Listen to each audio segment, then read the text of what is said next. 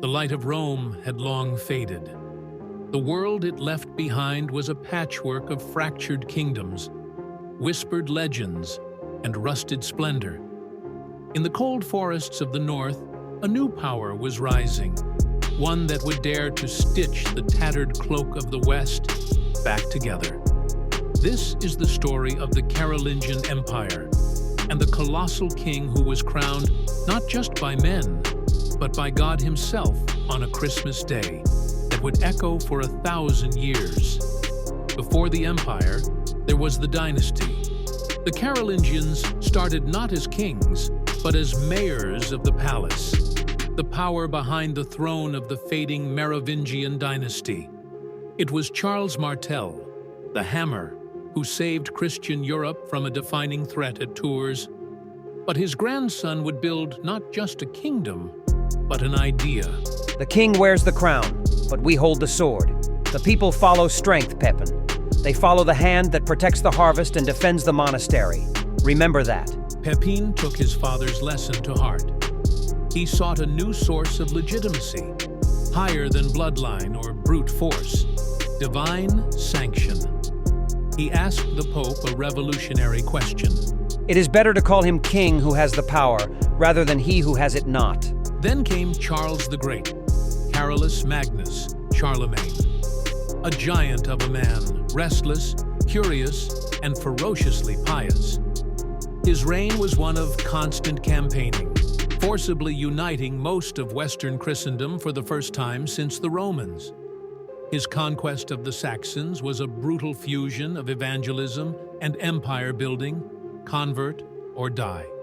He saw himself as a new King David, a shepherd king leading his people and expanding the flock of God. The climax came in Rome. Charlemagne came to settle church disputes. On Christmas Day, as the king rose from prayer, Pope Leo placed a golden crown on his head, and the Roman crowd roared, "To Charles Augustus, crowned by God, great and peace-giving emperor of the Romans, life and victory." Had I known the Pope's plan, I would not have entered the church that day, despite it being a great feast. Charlemagne was a builder of minds as well as empire. He attracted Europe's greatest scholars to his court. He standardized Latin, preserved countless classical and biblical manuscripts, and reformed education and liturgy.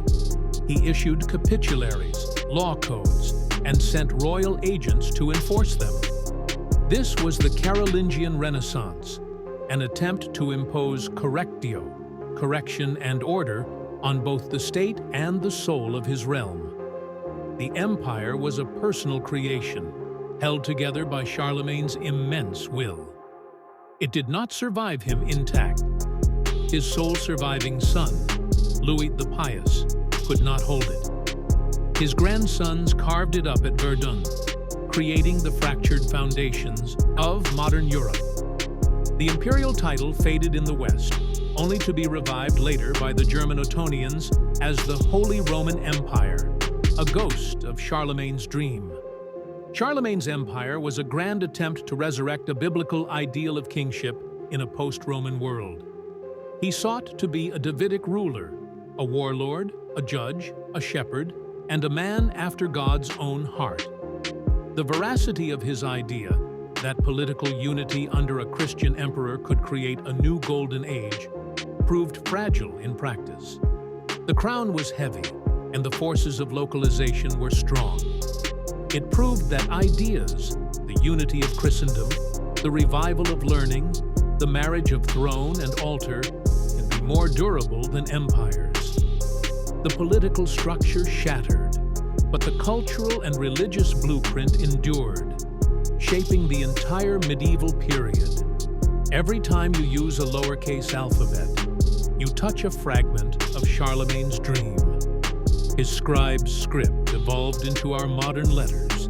His failed empire bequeathed the very concept of Europe, not as a geographical term, but as a coherent civilization, Christendom. He stands at the door of the modern age, a colossal, half-legendary figure who tried to build a city of God on earth, and in failing, gave us the world that followed. This is Hidden Histories. Like, share, and subscribe for more biblical mysteries, ancient truths, and forbidden knowledge revealed daily.